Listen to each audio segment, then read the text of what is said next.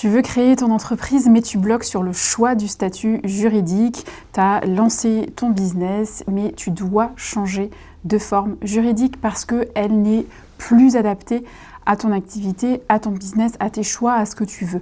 Et donc, tu as le choix aujourd'hui entre micro-entreprise, SASU, EURL, SAS. Et plus tu te renseignes, plus tu as l'impression que le truc, en fait, c'est un labyrinthe administratif où un mauvais choix peut te coûter des milliers d'euros.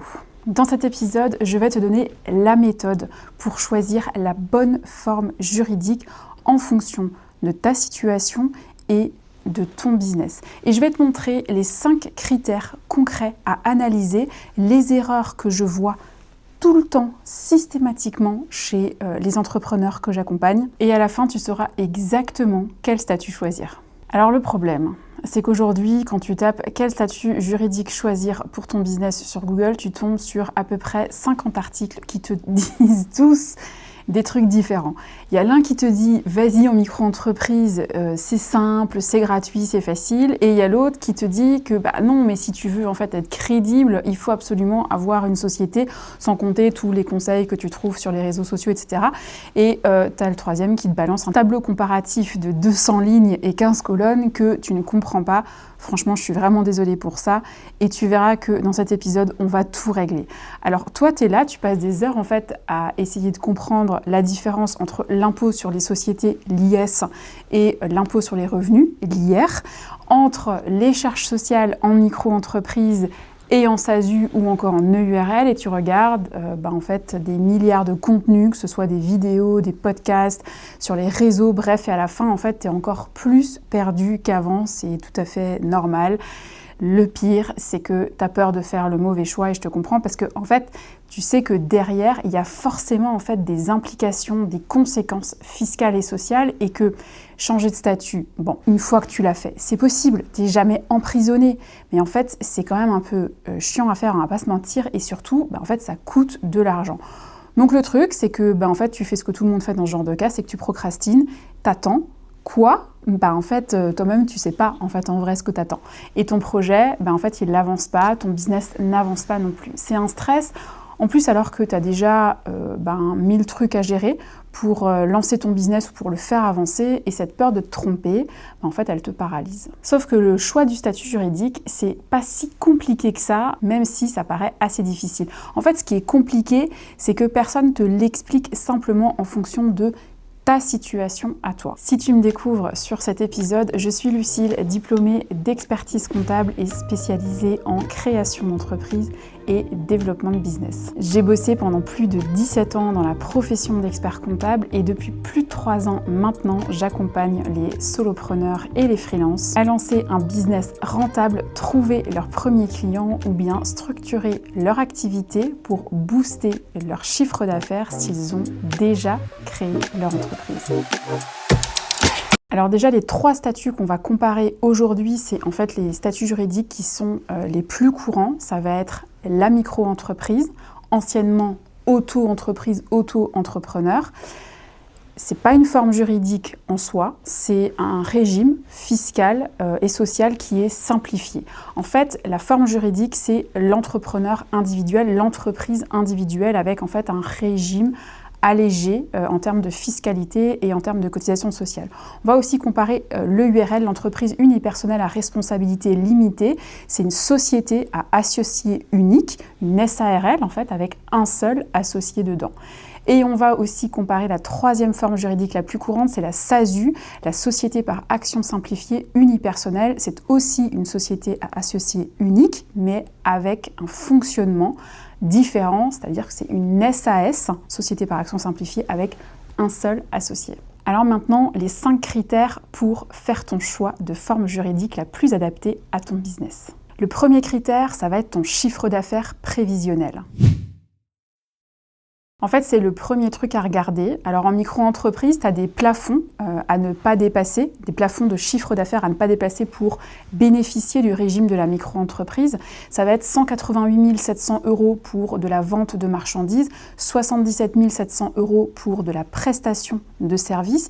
Et si tu as une activité mixte, par exemple, comme ma cliente Charlotte, que j'accompagne dans mon programme d'accélération business, qui fait de la création d'identité olfactive, donc de la prestation de services et aussi de la vente de bougies et produits dérivés qui est de la vente de marchandises, tu ne dois pas dépasser le seuil de chiffre d'affaires le plus haut dans ces deux activités-là, c'est-à-dire 188 700 € pour l'ensemble des activités et tu ne dois pas non plus dépasser le seuil de 77 700 € pour l'activité de prestation de service seule. Alors, si tu prévois de dépasser ces seuils de chiffre d'affaires rapidement, la micro-entreprise, clairement, ça ne va pas être forcément conseillé pour toi. Mais tu dois faire attention parce que ces plafonds, en fait, ils sont proratisés la première année. Donc, si tu crées, en fait, ton entreprise au mois de juillet d'une année, tu vas diviser, en fait, ces seuils par 2.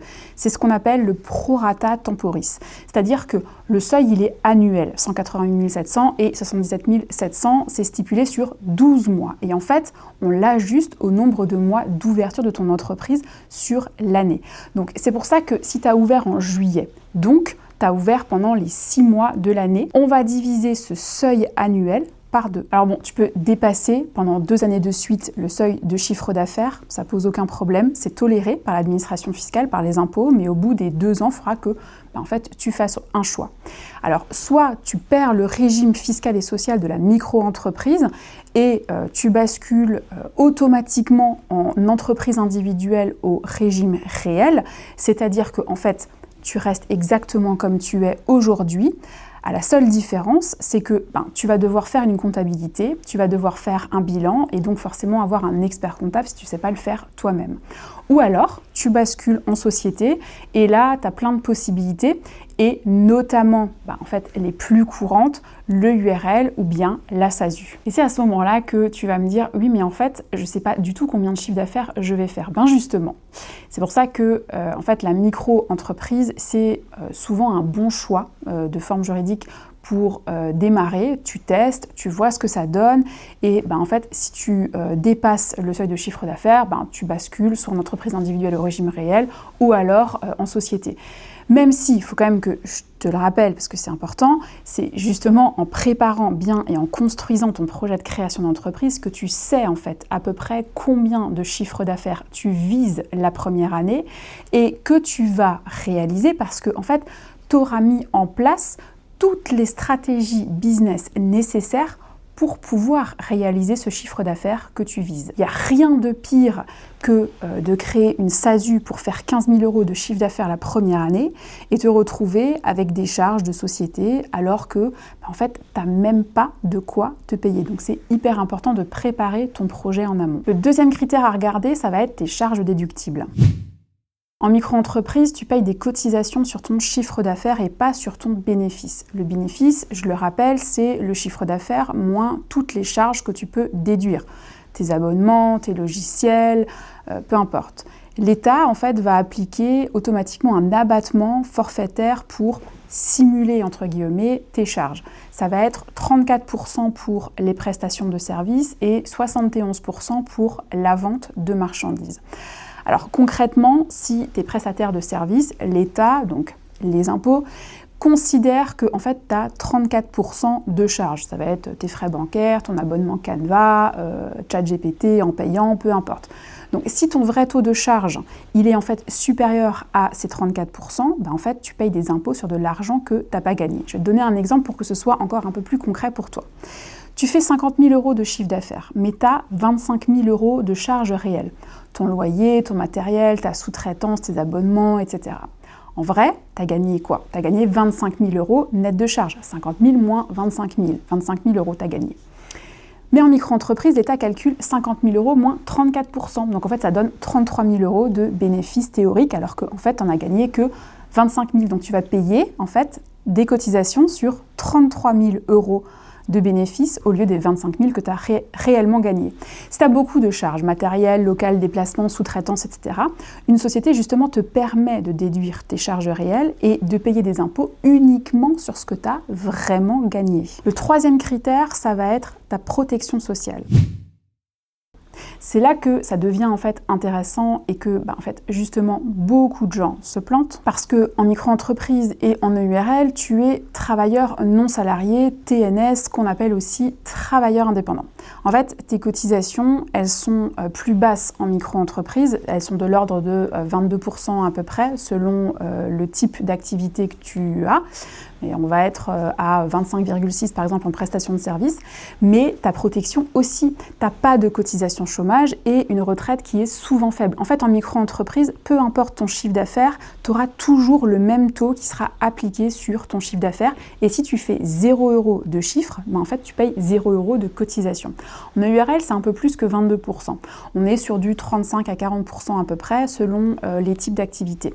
C'est pas le même système en fait de calcul de cotisation sociale parce qu'en fait en EURL, il y a des minimums et aussi des plafonds de cotisation. Donc c'est un calcul un peu plus compliqué. Donc même si par exemple tu as 0 € de rémunération, en fait tu vas payer des cotisations URSSAF malgré tout parce que justement il y a des minimums à payer. Donc en fait tu es plus dans cette logique en fait de protection sociale qu'en micro-entreprise où en fait si tu fais 0, tu payes 0.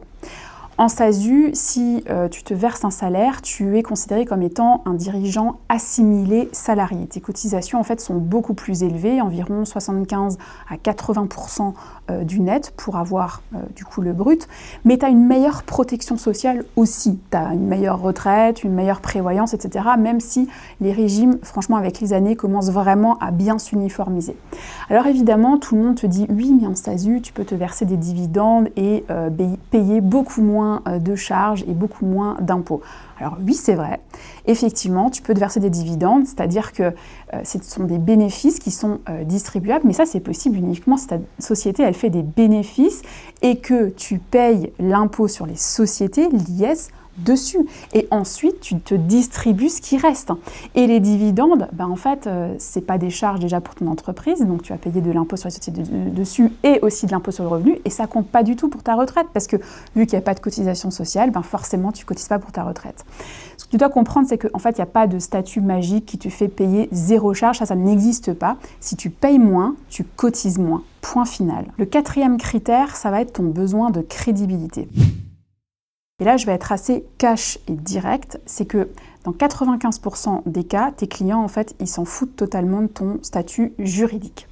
Par exemple, un graphiste freelance qui va bosser pour des PME, ou bien une coach qui va accompagner des particuliers, ou encore un consultant, personne, en fait, va te demander est-ce que tu es en micro ou est-ce que tu es en SASU, et c'est vraiment le critère de décision en fait pour avoir recours à ta prestation.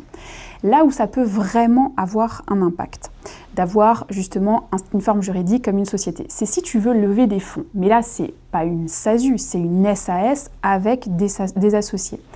Et si aussi tu veux t'associer plus tard avec quelqu'un que tu veux intégrer dans ta boîte. Si tu travailles avec des grands groupes, justement, qui ne veulent pas de micro-entreprises, ça existe surtout dans les fonctions externalisées en B2B. Tu vois, j'ai accompagné Jean en création d'entreprise, qui est directeur achat externalisé et qui a eu une mission en 2025 avec une grosse entreprise qui l'a renouvelée en 2026. Et justement, il a été obligé en fait de passer par une boîte de portage pour facturer parce que en fait, le client final, donc celui qui l'a presté, n'acceptait pas en fait la micro-entreprise et que en fait, Jean avait fait le choix personnel de la micro-entreprise. Je lui avais conseillé la société évidemment, mais lui voulait vraiment partir sur de la micro-entreprise. Donc en fait, il a été obligé de passer par un intermédiaire pour pouvoir avoir cette mission.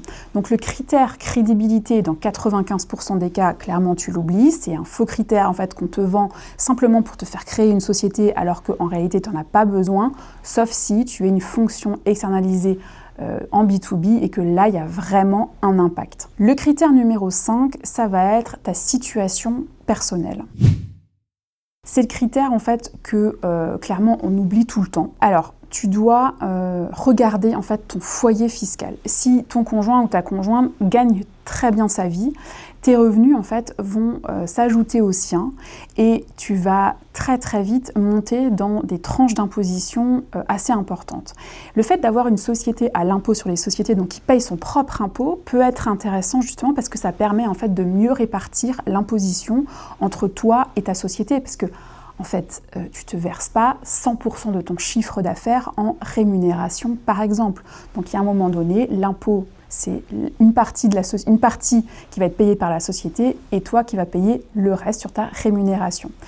Il y a aussi tes droits au chômage. Si tu touches l'ARE, l'allocation de retour à l'emploi, tu peux cumuler avec des revenus en micro-entreprise ou de société, mais les règles en fait sont différentes. Alors je ne vais pas les exposer ici en détail parce que sinon cet épisode il va durer à peu près 3 heures, mais en gros, en micro-entreprise, France Travail prend en compte ton chiffre d'affaires et déduit l'abattement applicable qu'on a vu avant pour te verser le complément en ARE tous les mois quand tu fais ton actualisation à France Travail. Et en société, France Travail va faire le complément uniquement par rapport à ta rémunération. Donc tu vois que le calcul, en fait, il est un petit peu différent. Il faudra aussi regarder ton besoin de revenus immédiat. Si tu dois te verser un salaire tout de suite, en fait, la SASU, c'est assez compliqué parce que il y a beaucoup de charges en fait pour assez peu de net si tu veux quand même être un peu économe sur ce qui te reste à la fin. La micro-entreprise ou l'EURL sont souvent plus adaptés. Et ce que tu dois aussi regarder, ça va être ton projet de vie. Si tu veux acheter par exemple une maison, un bien immobilier quelconque, les banques vont préférer voir des fiches de paye dans un dossier de demande de financement, donc une SASU typiquement avec donc un salaire, plutôt que des revenus de micro-entreprise qui a parfois, voire très souvent, l'image de la petite boîte un peu amateur pour les banquiers. En plus de ça, en micro-entreprise, tu n'as pas de bilan. Et ça, pour un dossier de financement bancaire, c'est quand même relativement important de présenter d'abord une fiche de paye, mais si tu n'as pas de fiche de paye, au moins le bilan de ta boîte. Mais par contre, attention, les fiches de paye, ça a un coût aussi. Parce que si tu n'as pas les compétences pour faire ton bulletin de paye, et je peux te dire que faire un bulletin de paye, c'est quand même archi compliqué, en fait, tu vas le déléguer à ton expert comptable qui va te facturer ce service-là. Tu vois qu'en fait, il n'y a pas de réponse universelle. Quelle forme juridique je dois choisir pour mon business? Il y a tout simplement ta réponse en fonction de ta situation. Alors pour résumer ma recommandation donc en 2026 pour faire le bon choix de structure juridique adaptée pour toi et pour ton business, c'est tu peux commencer en micro-entreprise si tu lances ton activité et que tu ne sais pas combien tu vas faire en chiffre d'affaires. Ou bien si tu as très peu de charges parce que tu es prestataire de service, tu fais du coaching, du conseil, de la formation et que vraiment tu n'as quasiment rien en termes de charges mensuelles. Ou bien si tu veux tester ton marché avant de t'engager ou tu veux tester tout simplement cette vie d'entrepreneur avant de t'y engager à 100%. Et tu passes en société, donc en EURL ou en SASU, si en fait tu sais que tu vas dépasser les plafonds de chiffre d'affaires ou tu les dépasses déjà actuellement, que tu as des charges importantes à déduire, en tout cas bien plus importantes que l'abattement forfaitaire de 34 ou 71% en micro-entreprise, que tu veux optimiser ta fiscalité, faire un arbitrage par exemple entre le salaire et les dividendes, et si tu veux t'associer plus tard ou lever des fonds par exemple. Alors tu vas passer en EURL plutôt qu'en SASU, si tu veux des cotisations évidemment qui sont plus basses, des cotisations sociales moins élevées en EURL plutôt qu'en SASU, et tu vas passer en SASU plutôt qu'en EURL si tu veux une meilleure protection sociale, même si les régimes tendent vraiment à s'uniformiser, et si tu veux te verser un salaire avec une fiche de paye parce que tu as un crédit immobilier en vue par exemple, ou que tu envisages de t'associer ou de lever des fonds un peu plus tard. Je vais te donner un exemple très concret avec un de mes clients, Julien, qui est un développeur web freelance que j'ai accompagné en création d'entreprise. Julien, il avait 34 ans et il quittait en fait son CDI pour se lancer en freelance. Il avait négocié une rupture conventionnelle, donc il avait droit en fait au chômage et aux allocations de retour à l'emploi via le dispositif d'aide à la création d'entreprise.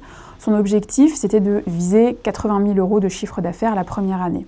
Alors tout le monde lui disait, créer une SASU pour être crédible avec les ESN, c'était la cible en fait qu'il visait.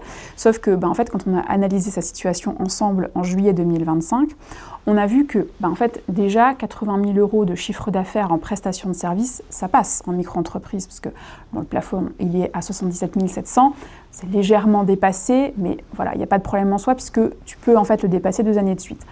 il avait quasiment aucune charge. Il bossait en fait de chez lui, il avait juste un ordinateur et c'est tout, point terminé. Et en fait, il touchait l'ARE et il voulait maximiser ses revenus nets pendant 2 ans.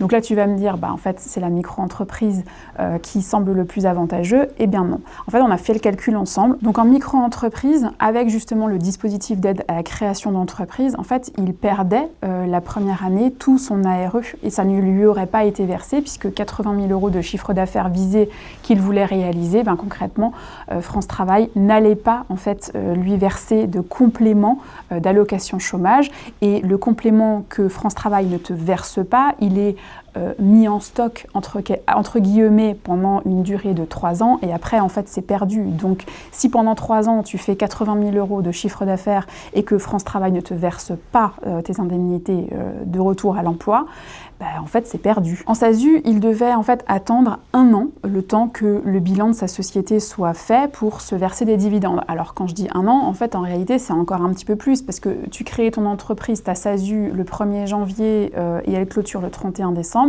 Le temps que ton expert comptable il te fasse le bilan, que vous en discutiez et que vous regardiez en fait les dividendes qu'il y a à verser, en réalité tu peux te verser les dividendes en mars ou avril de l'année d'après. Donc c'est en fait un peu plus que 1 an, c'est 1 an et 4 à 5 mois en réalité. Et ça c'est sur le bénéfice qu'il a dégagé et bon, il ne pouvait pas non plus trop attendre. Donc dans ce cas-là, il aurait dû se verser en fait un salaire, mais en SASU, ça lui coûte en fait beaucoup trop cher en cotisation sociale, même avec l'exonération de cotisation sociale, l'exonération ACRE dont il bénéficiait puisqu'il était créateur d'entreprise. Donc en fait, il restait plus que le URL qui était un assez bon compromis finalement entre les deux.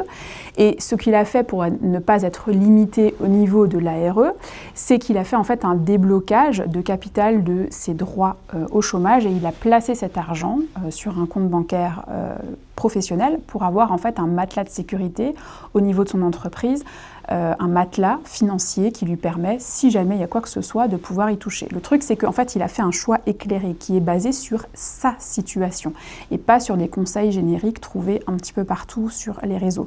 Parce qu'en fait, on s'est appuyé sur tous les critères de sa situation personnelle et professionnelle, ses ambitions professionnelles, ses ambitions perso, et aussi sur l'impact fiscal et social que le choix de forme juridique va avoir. Donc pour récapituler, le choix de ta forme juridique, c'est pas en fait une question de quel est le meilleur statut, parce qu'il n'y en a pas en fait de meilleur, c'est simplement de quel statut répond à ma situation en 2026.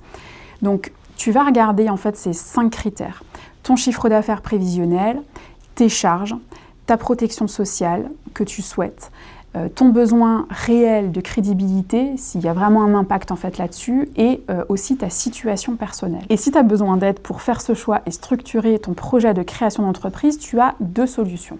Soit mon pack business création pour avancer à ton rythme en toute autonomie avec tous mes conseils concrets et tous mes outils, ou bien le programme d'accompagnement à la création d'entreprise auquel tu peux candidater, où je travaille avec toi sur ton projet pour le construire de A à Z.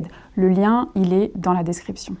Si cet épisode t'a aidé à y voir plus clair, n'hésite pas à le liker et t'abonner pour plus de conseils concrets pour vivre de ton business. Et n'oublie pas, tout le monde peut lancer un business et réussir. Toi aussi.